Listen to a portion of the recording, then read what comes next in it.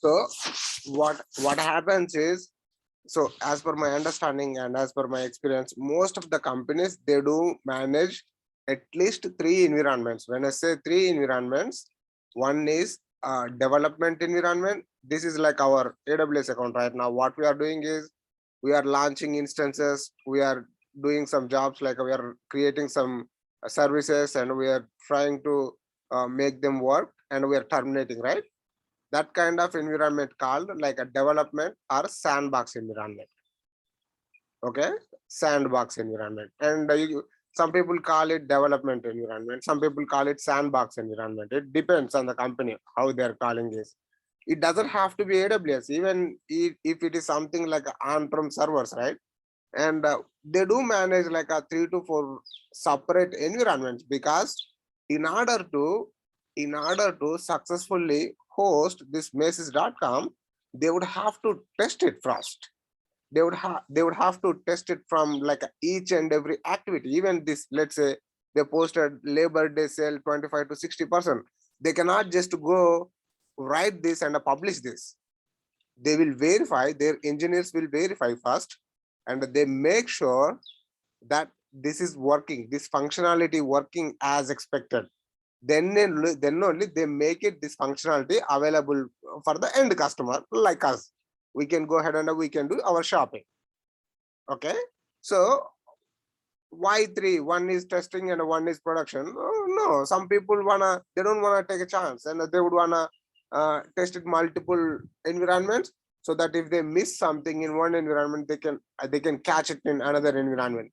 An extra layer is good, because let's say if you are in a rush, or if you make a mistake for 1 minute, let's say there are like thousands of people accessing this message.com, and if this message.com is down for 10 minutes, how much business they're going to lose? They're going to lose like thousands of transactions, and maybe millions of transactions. We don't know that, right? And each transaction, they might get like, $50-$60 per each transaction, like a profit. And if it is a million transaction, they're going to lose $50 million. So example, just an example.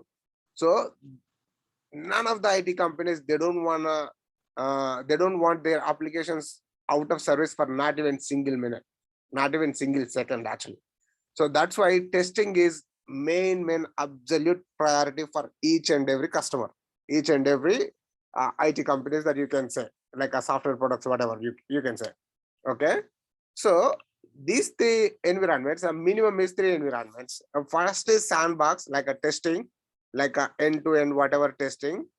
The second is, some people call pre-production, and some people call staging, or some people call like you can call like management. Okay, it's very identical to production. When I say very identical to production, means, let's say in sandbox, what they will do, they will, let's say, username and password. These are like they have some fake usernames and passwords. They enter fake username and a fake password, and they'll verify the data. Okay, when I say verify the data, social security number, okay, 9 letters, it is taking 9 numbers, okay, which is good. First and last name, okay, which is good. Password section, which is allowing one special character, small letters, capital letter, which is good. Okay, so this is like this is very initial step of testing. But why another identical environment means they will test with actual data. When I say actual data, means they will test with all this actual, like actual email address and actual password. Or you can, let's say, not like the user credentials, let's call like a shopping, right? And they will have this production data available. When I say production data, they do have this shirt, right? And they do have this shirt size, and they do have this shirt measurements, and blah blah blah, all these things. They have the data in their database. Okay, how many products that we have, and how many kind of shoes we have. And you see this round, that measurement, and that box, and you see this, what are you shopping today? And the brands we love, are they in the same font size and the same, all this kind of functionality they test it, but they test with the actual data, actual whatever the data, before they make it this available to the end customer like us. They test from themselves actually 1 or 2 times properly, then they'll make it available for the end customer. So that is the place where the second person is coming to the picture actually. Okay, and we can call as a staging. Some people call performance testing, some people call blah blah blah, some people call pre-production, some people call pre-production, you can say that. Okay, and this is actual production.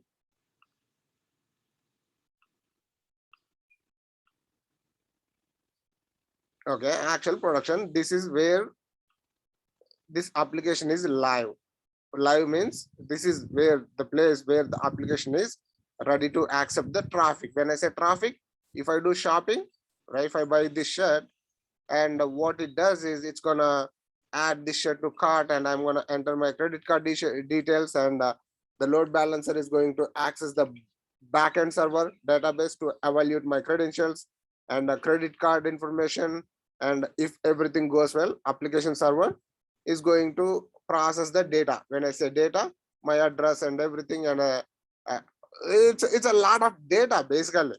When you are doing online transaction means it's all about data, right? If you are ordering something from Amazon, or if you are ordering something from any platform, e-commerce platform or anything, bank transaction, you name it, right? Let's say now the Macy's is trying to ship this through USPS, and the backend application should talk to USPS. Okay, you guys have to pick this, or we are going to send this labels to you guys so that you guys can ship this specific dress to a specific person, things like that.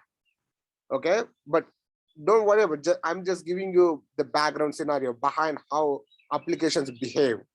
Okay, now let's go and talk about a little bit more about this actually. So we understood we have multiple environments, and we tested very high quality testing, and everything looks good. How can we test it? Let's say, how can we, this is our GitHub, right? We all know about GitHub, right? We did work on branches, and we did work on like committing code and the source code, blah blah blah, everything. We are all good at GitHub, right? So this is our GitHub. This is where our source code sitting right now. Okay, this is where our source code is sitting right now. Now, how can you test this source code in these 3 different environments, and how that possible? Hey, it's very simple. You know that you can create one instance here, okay, and you can deploy the code and you can test it. Then one instance here, you can, how can you deploy? How can you install prerequisites, right? Let's say we had to install Git on top of EC2 instance. How did we do that? We did connect to that instance, and we install Git, and we deploy the code, we clone the code, we run the job, we deploy the code, we commit them back, right? It's pretty easy. How about if I have 1500 servers? How about if I have like a 1500 servers here, and a 1500 servers here, and a 1500 servers here? You're gonna connect to 1500 servers like one by one and install Git, and is that possible? It is possible.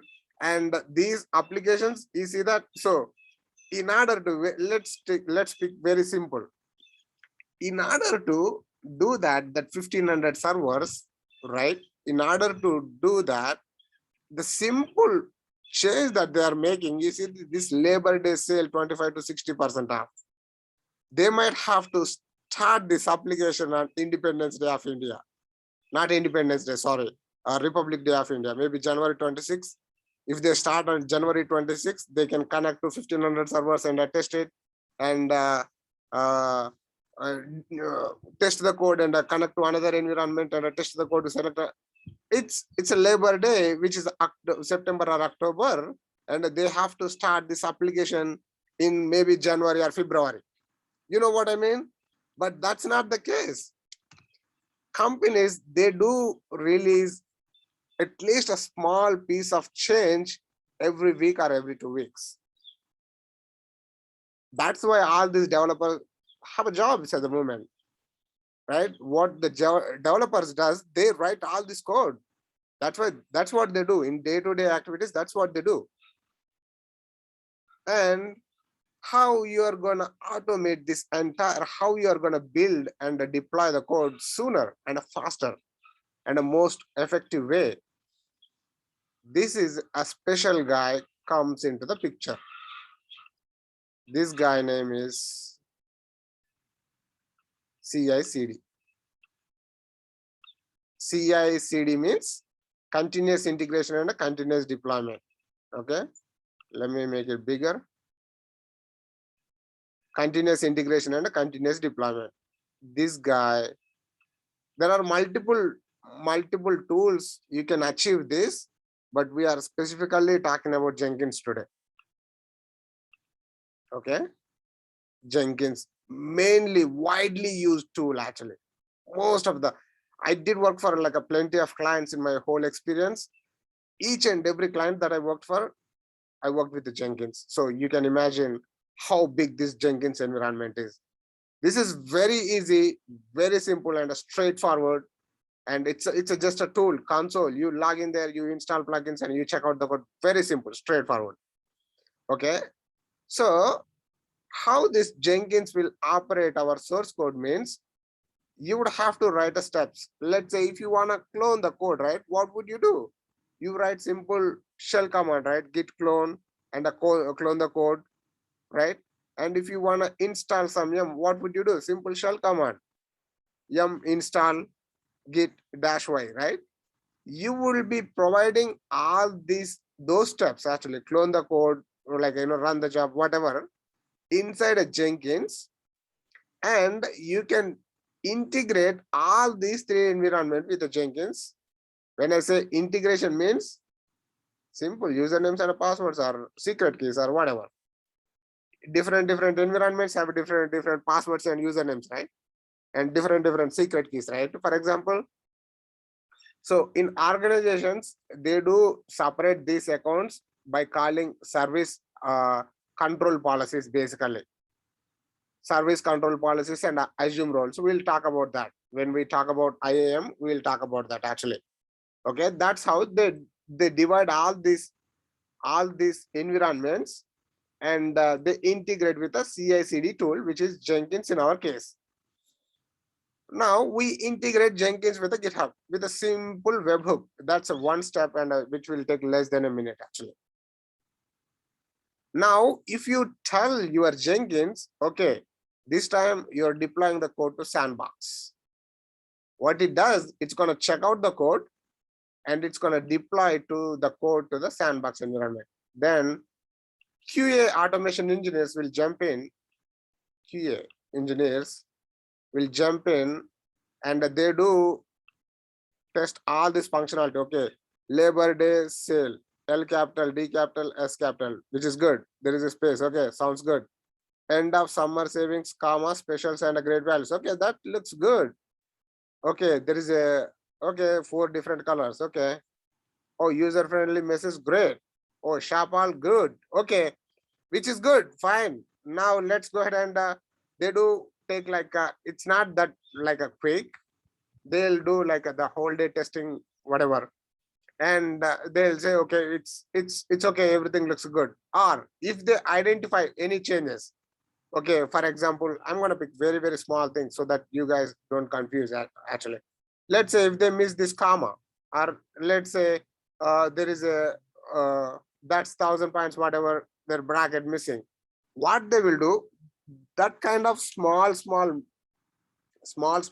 things can be ignored. But if they see like, okay, you see the size of this picture, the whole picture, the size of the whole picture is different than this size of this picture. You guys can see my cursor, right? Can you guys type Y in the chat if you are following me? Just type Y in the chat.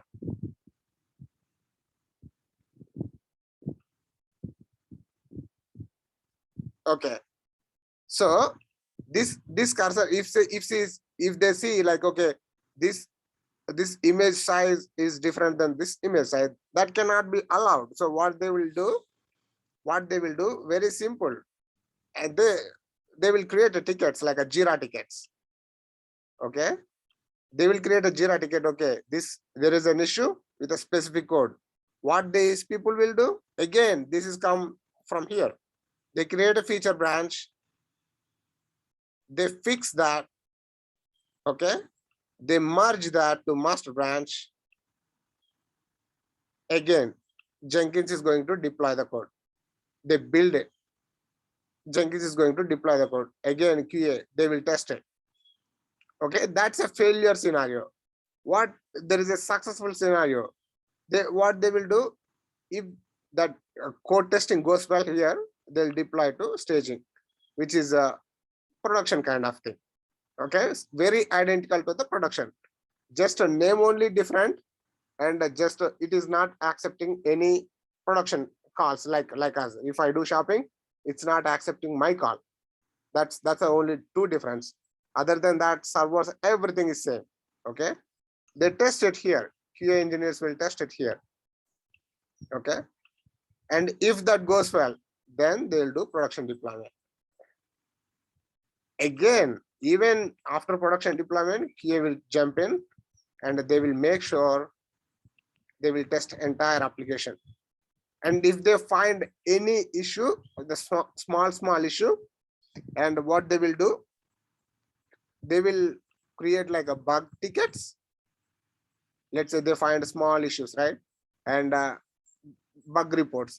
You can call it as a bug report. So what people will do, they create instead of feature branch, it's a same, just a name only different. They create a bug fix branch. It's the same thing. You use the same command to create a branch. You use same, everything is same merge, same pull request, just a name only different. They create a bug fix branch, and let's say, for example, this is a release 1, right? Whatever we discussed about is a release 1, and they release 2, and they fix this bug fix in the release 2. So this small bug can be ignored in release 1, can be fixed in release 2, and they will document everything. This is a high level overview of an application, how it works actually. Okay, so our job is mostly you make sure you understand those branches, what branch goes into that release, then only you will identify. It's not your job to fix the code. Let's say, for example, these two images, they're not in the same dimensions. That's not your problem. That's not you do fix the code. What you're gonna do, you're gonna tell these developers, okay, this is the most recent commit that you guys made, having some issues. Where you will identify those issues, this Jenkins logs will tell you. We are gonna see them very quick, actually, very soon. I'll tell you what is Jenkins logs, okay? And you let them know, okay, this is the issue. Mostly our job is to build this Jenkins and make sure we make that environment available, like a building EC2s, Lambda functions, identity access management, if anything needed. Mostly we are building infrastructure, basically, you can say. And the application developers, they are like a building applications, basically. Am I clear? Can you guys type Y in the chat if we are clear, so that we can go ahead and create an EC2 and we'll install Jenkins actually. Okay, thank you. Let me go ahead and create one EC2.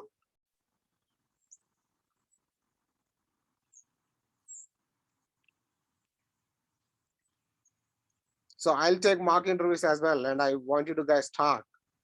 Okay, and this is a recorded video. I'm going to share this video as well.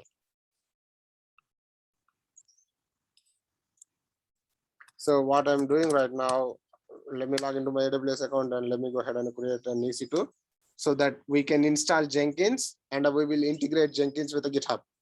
And I can explain a little bit about Jenkins today. and we will build simple microservices, and we are going to write a pipeline this time actually. So I didn't do it in my previous classes. I was a bit busy, but this time I'm going to do it actually. So go to EC2 dashboard and launch an instance. Simple. I'm going to choose Amazon Linux as a mission, like as an image, and t2.micro is fine. And I'm going to just accept all default values. That's fine. And I'm going to use the same keyword that I've been using for this class. Okay. And let's go ahead and look for this instance.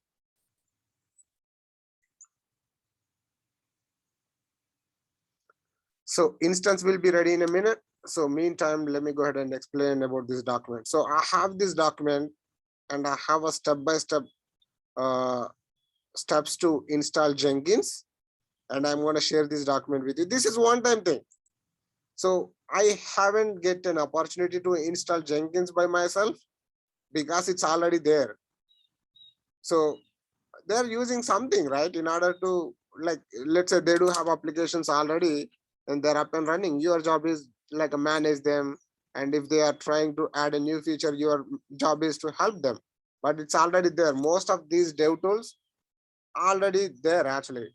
99% of companies, they do have all these tools already. If they want to migrate to new, it's okay. And you can help them to migrate to new. It's pretty simple and straightforward. There are plenty of tools are available, right? It's not like a earlier, like a late 90s or early 2010s, 2000s, something like that. You gotta be writing like a modules or code, Python code, whatever, in order to make things easier. But now a lot of inbuilt modules are there. So your job is just to connect the pieces. That's how you get succeeded actually. Let me go ahead and connect to this instance. Can you guys see the font size? Okay. Can you guys type Y in the chat if you are able to see it?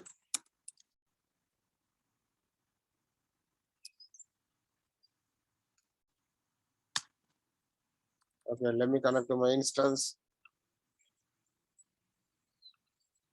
Okay. So I'm going to follow step-by-step procedure, step-by-step from this document.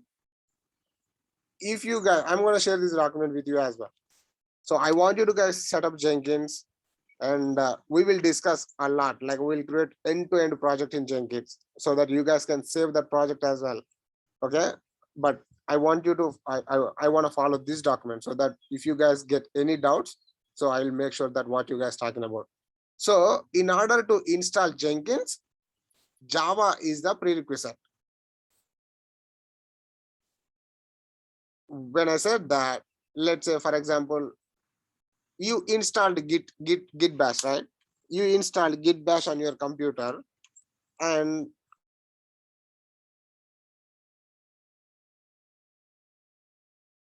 sorry, I lost my sentence actually. So you install git bash on your computer. In order to you use the git bash, there might be a prerequisite. Let's talk about that. Let's talk about very simple. Let's say git bash downloader, right? Download git. Let's say download git. You see that, so they have a different package for different operating system. If you are using Mac OS, you should download this because this package will be supporting Mac OS operating system. If you download this on your Mac OS system, it's not going to work. That's Mac OS operating system is a prerequisite for this package. And if you are using Windows computer, you should download this package.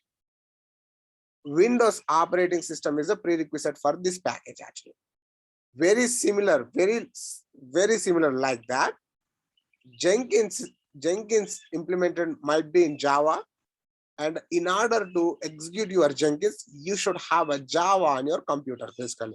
So let's go ahead and install Java on our computer. What is our computer right now? I'm working from EC2 instance. So that's my computer. Let me go ahead and install Java.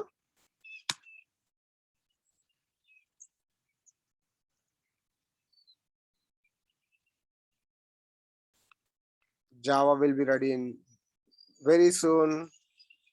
Then what we will do, so I want to talk about a little bit about Yum actually. So what Yum does is all these Linux flavors like CentOS, Red Hat Enterprise Linux, Amazon Linux, excuse me. So what they do, they made these packages are available in their centralized repository. When I say centralized repository, like if you are going to git documentation and you will be downloading git bash, right? Same like that. The Linux has a centralized repository and they have all these packages are available in that centralized repository. And if you are using Yum is a predefined software on your computer, basically Linux computer. So what Yum does is, behind operating system daemon, look for that repository in their centralized repo, and if that matches the repo value, then it's going to get that. Basically, let's say Java 1.8 is there in their centralized repository, it is able to download. Hey, I want to download something, I want to download YouTube, but YouTube is not there in their centralized repository. What I'm going to do? Hey, it's very simple.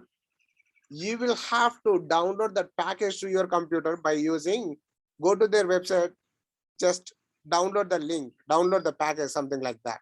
You see that? Download. Now I'm trying to download jenkins.io.key because which is not centralized. If it is centralized, I'm going to use just Yum. I'm not using Yum because it's not available there, because Jenkins owns it. It's not like a open source like a Java, something like that. Okay, there is nothing you need to worry about that. This is just a generic explanation for that. Okay, let's go ahead and verify the Java version. Java ---- version.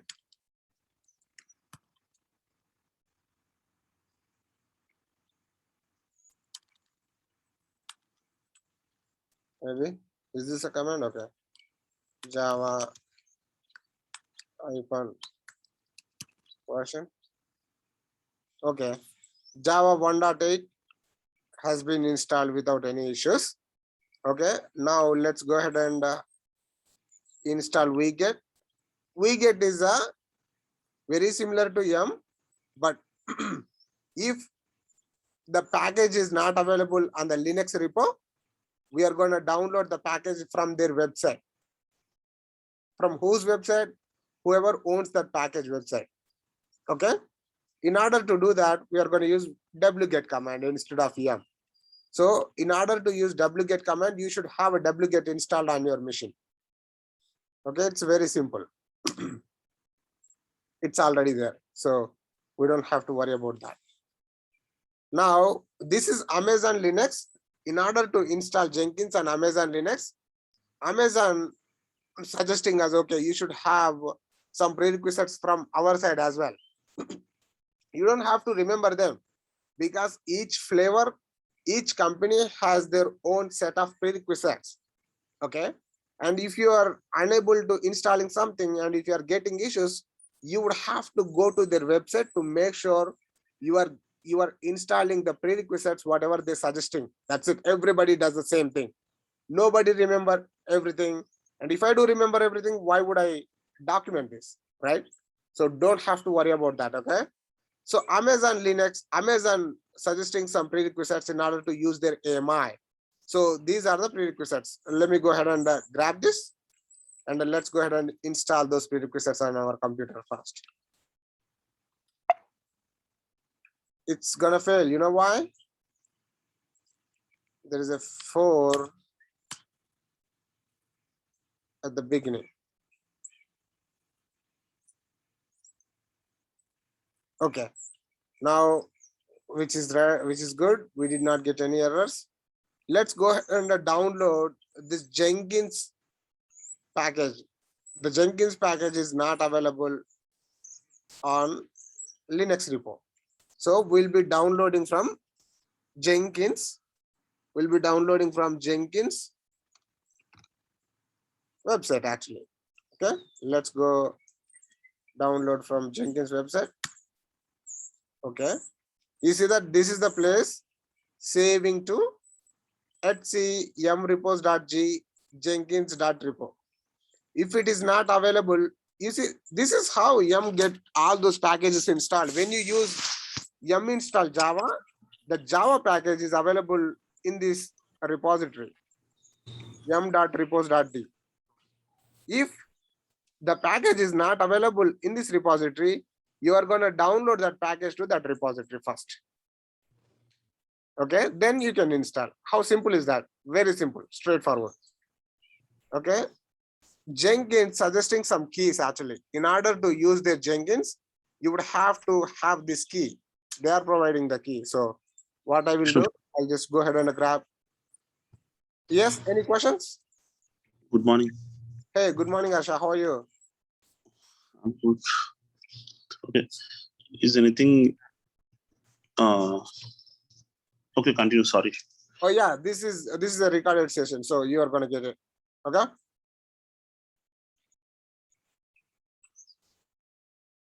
Asha, any question? Do you have any question, Asha? No, Vishnu. I'm good. Okay, thank you. Yeah, so let's get that key actually.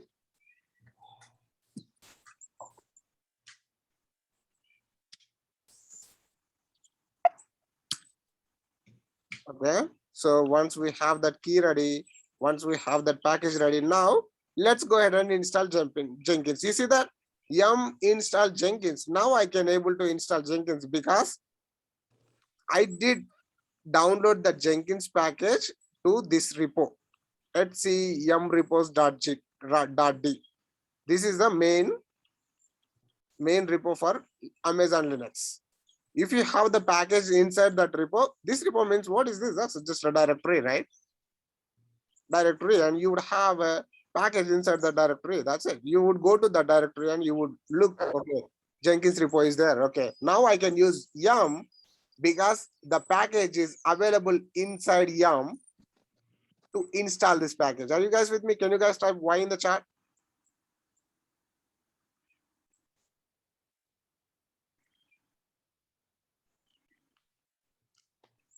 You guys can stop me if you don't get me, okay? We are gonna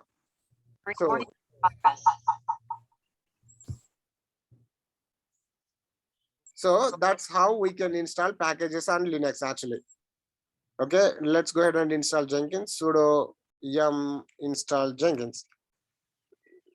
You guys know what this -y does, right? That -y will escalate that point. Let's say, let's not put -y this time. Okay, and let's see what happens. Yum install Jenkins. Okay, this name does not match us. You know why? This J is capital.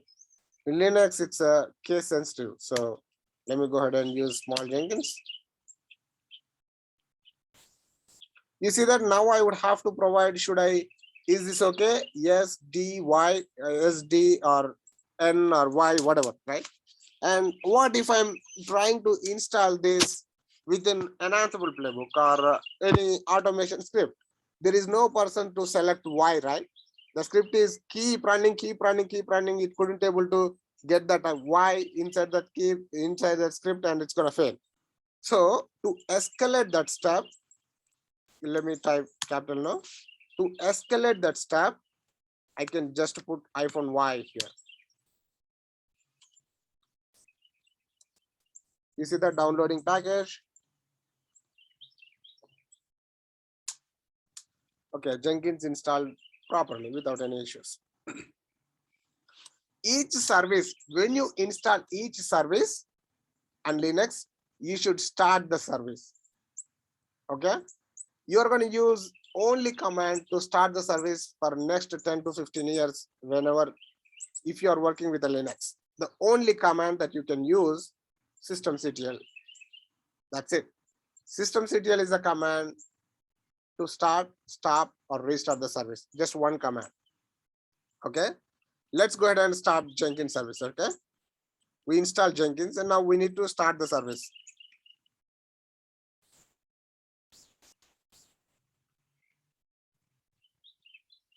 So J small, don't forget that J small. Okay. Jenkins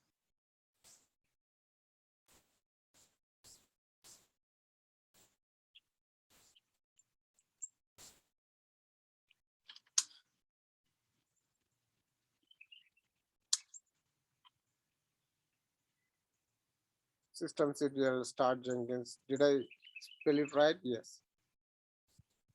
Why it's taking so long? And then we would have to enable the service, and that's it. Jenkins has been installed properly. We will go ahead and verify Jenkins graphical user interface, which is GUI. Okay, which is good, and enable the service. Okay, let's check the status of the service. Active and running, which is good sign. Okay, now let me go ahead and look for that service Jenkins. Actually, there are other steps as well, right? So this is to install Git. This is to, okay, we'll do that. Actually, you know what? Let's do that as well. Let's try to integrate GitHub as well. So let's go ahead and install Git. You guys know about this already. You guys are doing this already. So let's go ahead and install Git as well.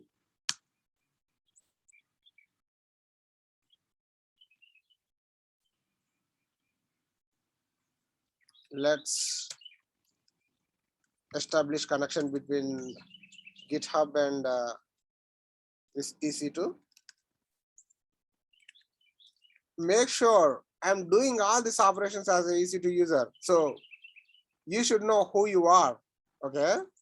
And when you log into your company's development server like this, you will see your company reference ID or your like a name or something like that, your email address or something like that.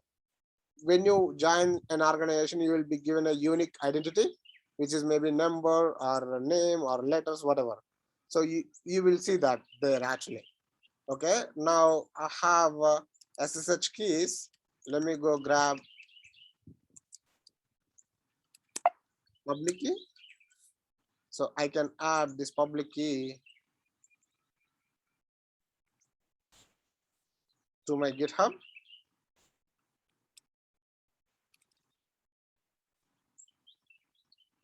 Okay, let me go to settings and SSH and GPG keys. You know what? I'll just delete this. I'm not using that anymore. I'll delete this as well. So, and I'll just add a new key and I can name like a reference Jenkins tutorial, something like that. And I can add these SSH keys. Hopefully I remember my password. If not, I'm sorry. Oh yeah. Okay. So now we have established connection between Jenkins and our EC2. Now let's go ahead and verify the Jenkins dashboard first. Okay. So I have the steps here actually. Now we did this step 13 as well. GitHub, profile settings, SSH and GPG keys, and we're good.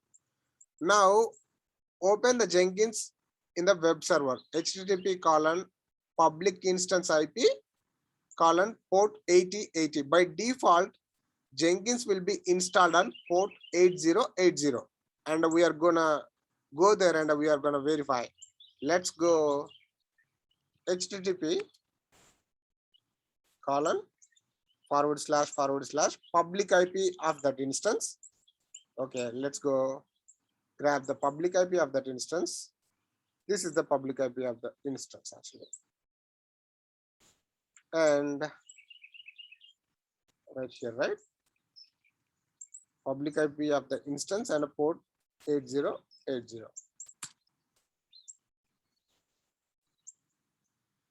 It's not gonna come. Can someone tell me why it's not gonna come?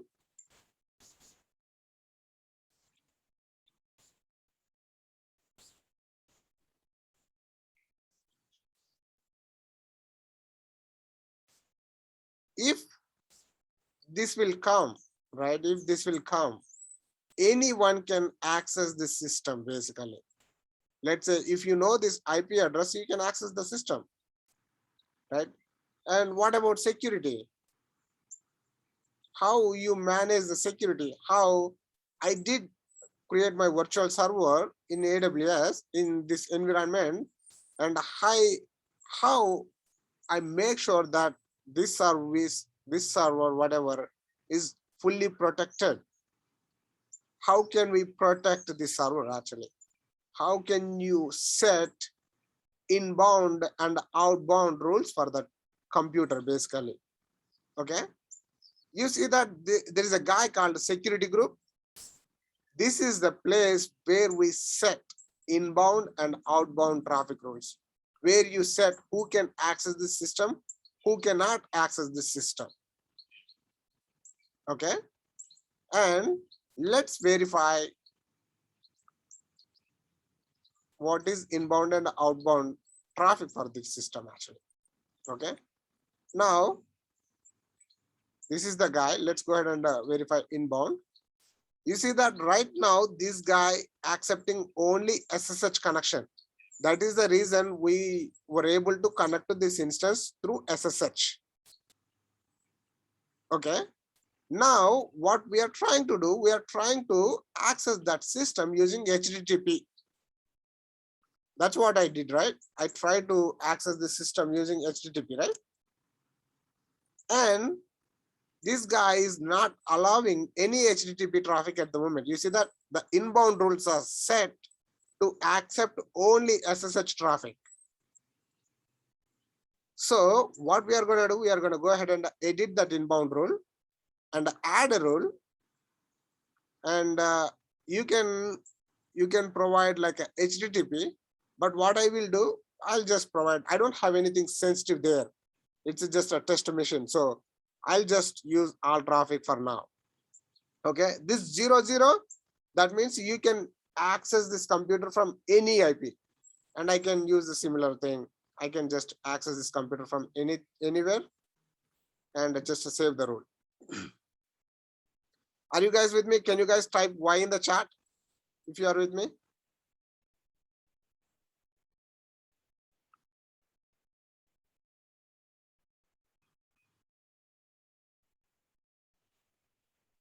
Okay, thank you. Now let's go ahead and give a try. There you go.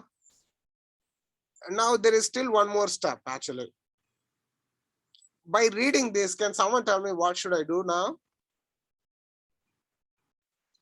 To ensure Jenkins is securely set up by the administrator, a password has been written in the log at this location.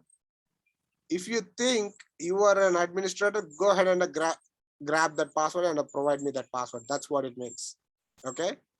You got to read. You got to look what you are getting. Then only you'll be able to solve. Okay. You cannot just, okay, in the video, I did not get this dashboard, but now I can see this different dashboard. What I'm going to do? No panic. And nobody is providing gift or whatever if you are completing things very faster and quicker. No. If you complete your work a little bit faster, you're going to get assigned another work. That's it. So you should know what exactly you're doing. So there is a password at this location. Go ahead and grab that password and provide that password here. Let's go ahead and grab that password. Okay. In order to access where, you got to be a root user, which is a sudo super user does. We have a password. We have a user management section actually. So bear with me. I can explain what is that root and how can you add to, how can you add to root user folder, things like that. It's just a 5 minutes. It's not going to take that much. Very simple and straightforward. Okay. Let's go ahead and copy this location. Let's go ahead and grab this.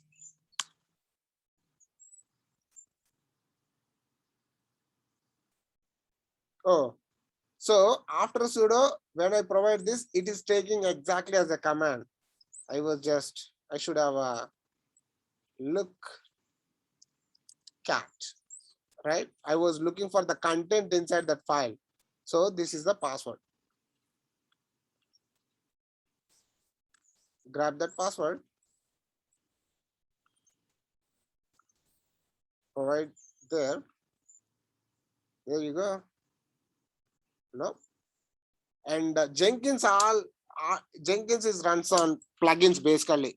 Let's say if you want to run a Java job, you would have to have a Java plugin. If you want to run, example, like I mentioned, it's an example. If you want to use any Git related like a branches or versions, you would have to have a Git integrated to Jenkins, things like that.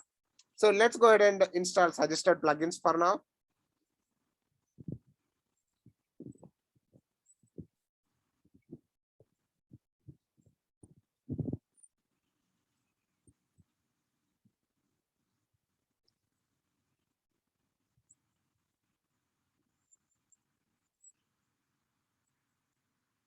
Please pay attention, guys. This is one-time learning, and if you are good, which is very, very helpful actually. So username, you can give any username. I'm gonna say something like EC2 user, something like that. Okay, the password, it's your choice.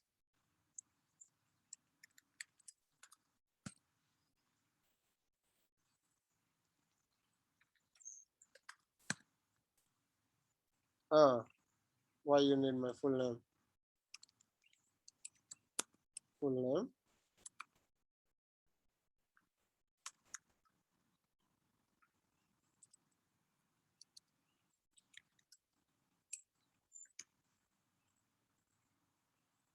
Okay. So this is my Jenkins URL.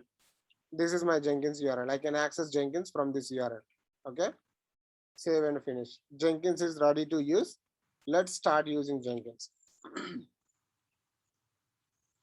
So this is our dashboard. This is our Jenkins dashboard. You see that this guy name is full name. That's funny. So this is our Jenkins dashboard. Now, from this diagram, right? So the Jenkins is getting the code from GitHub. Now we will have to integrate Jenkins with a GitHub. Okay. Do I have that in my document? I should. Okay. You see that? So create a new repository. We have a bunch of repositories already. Okay. So I'm gonna skip that step. Now you see that on the top right corner, webhook, you would have to add a webhook. Let's see what that webhook is. Okay. Where we are doing this, we are doing in Git. Okay. Let's go ahead and let's go to one of our projects right now.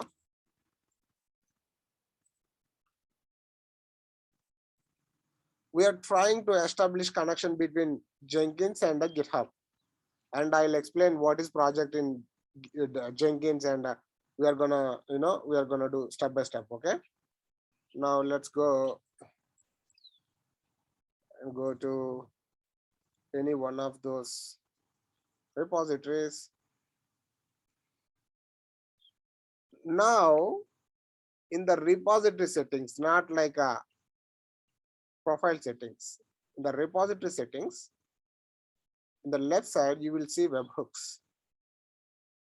Okay, this is not working. Let's go ahead and delete. That's the old one. Okay, add a webhook.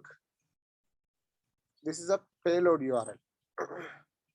Let's see what is payload URL. Okay, payload URL is this one, which will ends with a GitHub webhook. This is your Jenkins URL followed by GitHub webhook. Let's go ahead and add that. Okay, what is your Jenkins URL? This is the Jenkins URL. Okay, and right here, GitHub dash webhook / okay. Do I have / there? Yeah, I have / okay. Now content type, choose application JSON. That's fine. This is a one-time thing. You're not going to set up webhook every day. You set up one time, and each time you make some changes, Jenkins is going to trigger automatically. We'll see that in a minute, okay? And events. So when you want me to trigger the job, when do you want me to trigger the job? Let's say if somebody commits something, should I trigger the job? If somebody merge a pull request, then only should I trigger the job. If somebody make a comment, then only should I trigger the job. You tell me, when should I trigger this job? Now you are adding a webhook. When should I, when this webhook should be activated? For now, let's just do everything. If you see any change on this project, any change on this GitHub training project, just activate this trigger. Nice. Let's go. And it's gonna come like a green, and we'll see. Yeah, green. So our webhook is ready. Now let's go to Jenkins. So where we create a project in Jenkins, and what are these fields? Jenkins, like how can we create a project? In the new item section, you can go ahead and add a new item, and this can be your project name. Okay, and this project can be divided into multiple ways. It can be a freestyle project. Everything goes there. We'll talk about that. And it can be a pipeline and multi-branch project. If you know about freestyle project, these are all just this freestyle project, everything. It has everything. It has a build step, pre-build step, post-build step, and very simple and straightforward. And a pipeline, you will be providing all the steps in a single file called a Jenkins file, and you will be providing the path of the Jenkins file. That's it. That's the pipeline. But freestyle project is more than enough. Okay. Pipelines, people write pipeline just one time, and they are going to repeat the same pipeline for different projects. Actually, let's say I have a pipeline for GitHub training project, right? And if I want to write a pipeline for different project like a Nike Man or whatever project, I can just replace the URL, project URL, and change a couple of changes like a project keys or whatever, like a project user input, something like that. That's it. That's just a one-time thing. Okay. So what I'm going to do, I'm going to create a simple project called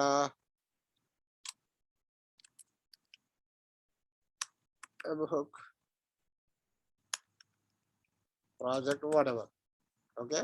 I'm going to choose a freestyle project for now and hit OK. Okay. This is the place you will be providing all project based configurations. Let's say general. Hey, what it does.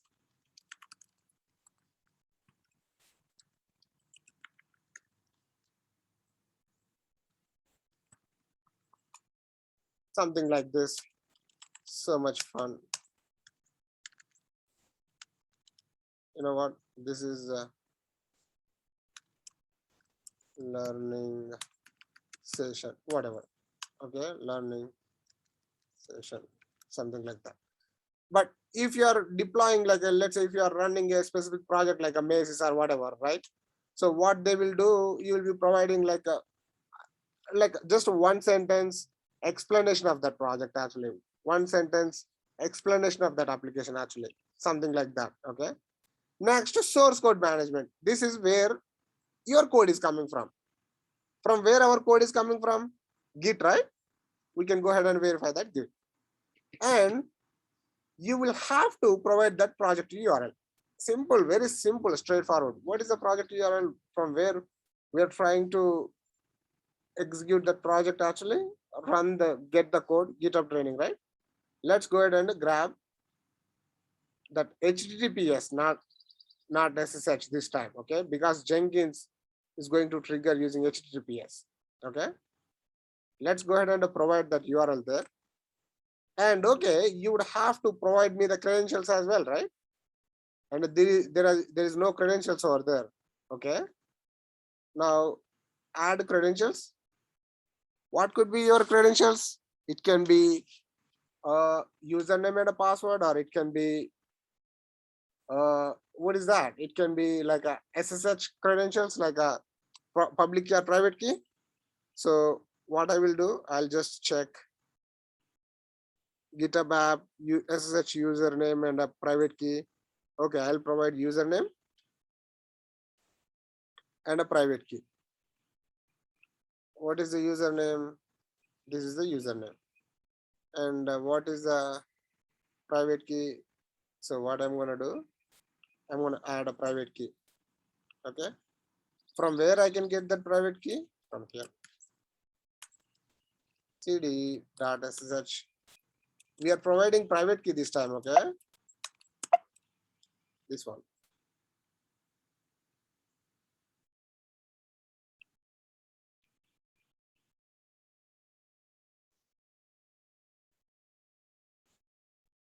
Okay. Copy private key. Private key. And I'll just go ahead and add. Now we are going to choose that credentials. So this guy have access to this server actually. So we are good there. Now from where you are building your, this is release branch. Remember we were talking about creating a pull request to base branch, so that Jenkins is going to checking out the code from that branch.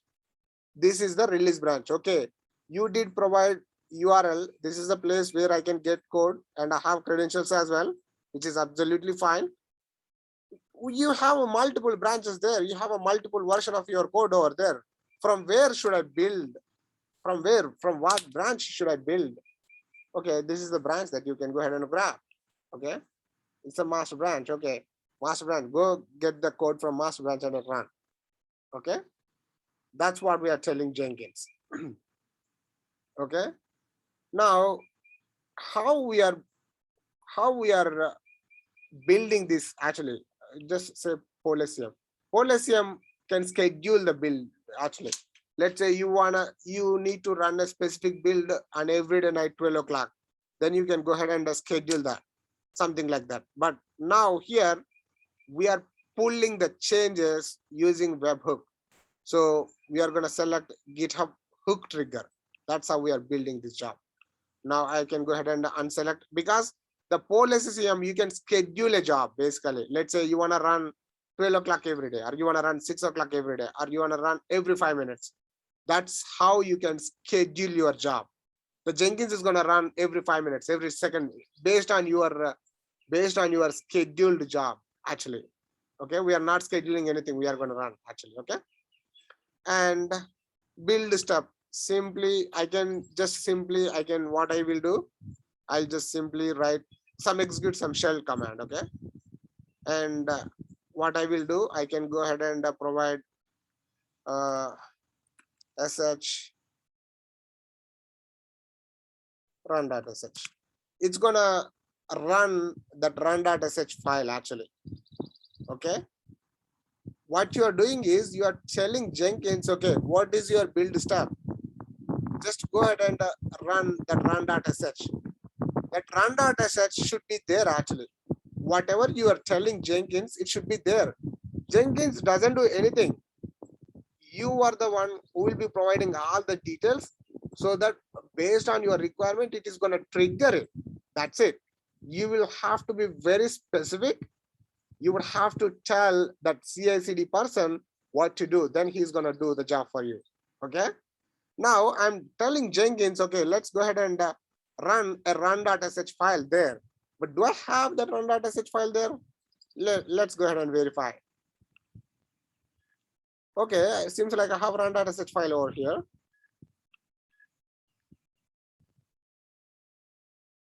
Okay, it's going to run these 3 commands, but I'm not doing anything there.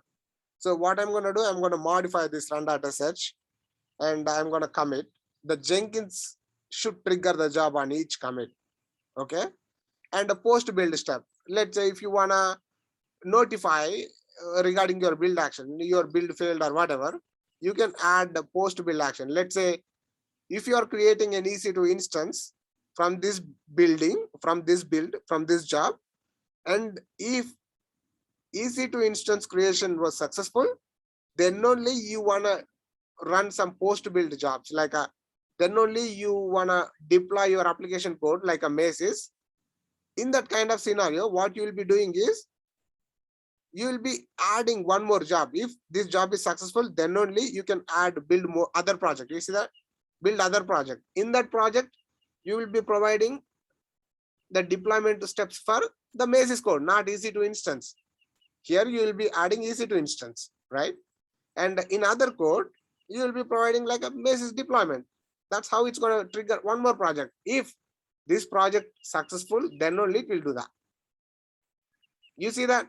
So instead of creating large single pipeline, you will have an opportunity to create like individual pipelines. If one goes wrong, if one fails, you will know where the job is failing and you can go ahead and troubleshoot, things like that.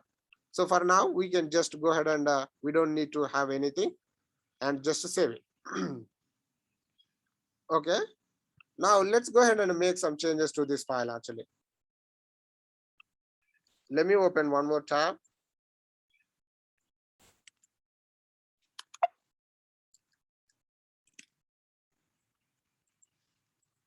Okay.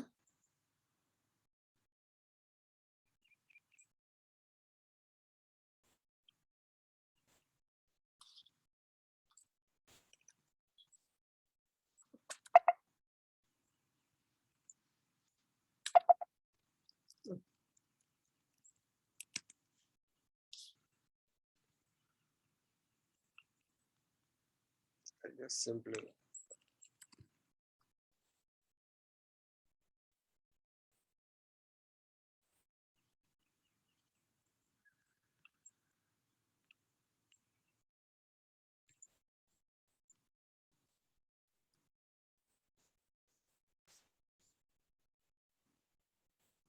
you know what? I can clone to here only. Git clone, just clone this repository. But when I do clone the repository, I'll be cloning as a SSH user, right? Make sure I'm doing it as a SSH user, okay? I would say yes. Okay, let's go to GitHub training, Vim, run data search. I will have to make sure that I'm in the right branch. Git branch. It's a master branch, okay, super. Run data search. Let me go.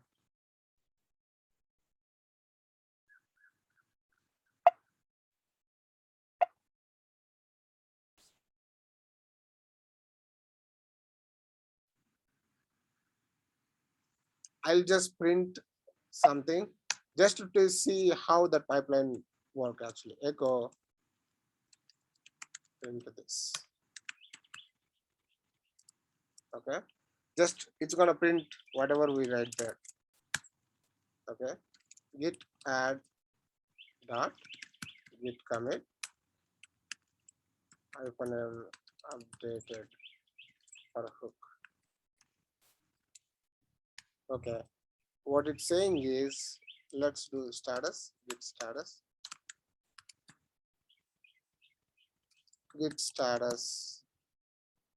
okay, git push origin master.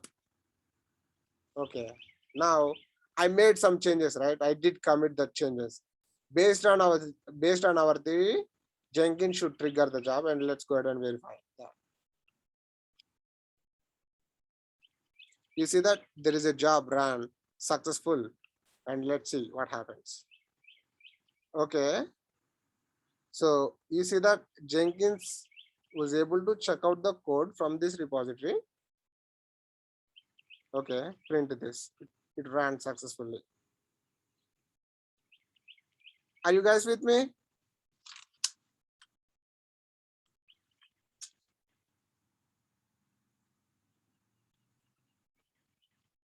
Have you guys understood this? Okay, so we will spend one more section on Jenkins, but let me show you. So once you get the, I'm pretty sure I'm going to get you an assignment. So once you create this, once you reach this point, I want you to guys remember the credentials that you are providing, the username and a password, right? When you provide your credentials, remember that credentials are, you can save them. Then now, if something goes wrong with the Jenkins machine,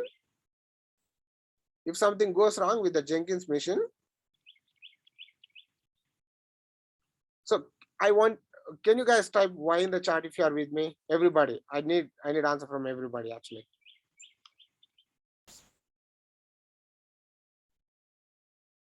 Okay. Let's say if something goes wrong, how you can take a backup? Computer should have a backup, right? And how you can take a backup of this computer basically. Now, if something goes wrong with the Jenkins, I'm going to create a backup AMI and I'm going to use that backup AMI to create Jenkins again. So what we will do, select that instance, whatever the instance that you want to create a backup, go to actions, go to image, create an image. I can call Jenkins backup image. Okay, just to create an image. So when you create an image, what it does is it's gonna stop your server for a certain period of time. Once the image is ready, why it is going to stop your server? Because let's say if your instances keep getting traffic and your image doesn't even know what to keep, right?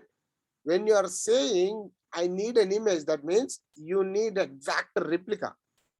But if your instance keep getting data, there is no exact replica because it's not like a defined. So that is why it is going to stop that instance to make it defined. Like a, okay, this is the cutover. Okay, let's capture this cutover first, then make it start again. And I have the backup till that point, whatever the cutover point, I have the backup till that point. Okay, so create an image, and once your image is ready, and you can use that image to create an instance, but we will cover that in the next session actually. So, and in the next session, I'll tell you how to install plugins and how to create like a simple pipeline script as well. And that's all about Jenkins actually. How can you add credentials to Jenkins, and how can you add environment variables like a instance name or instance type, all that kind of details, and how can you add webhook we already discussed, and how can you install plugins. Let's say you want to run some cloud formation stack, or you want to run some Ansible playbooks, or you want to run some maybe Git based commands or whatever. How can you add those plugins to your Jenkins? And that's all about Jenkins. That's all about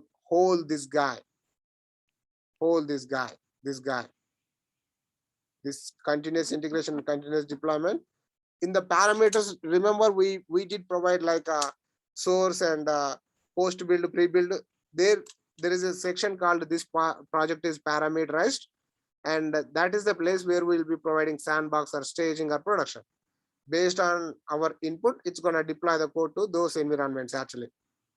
Okay, pretty simple and straightforward.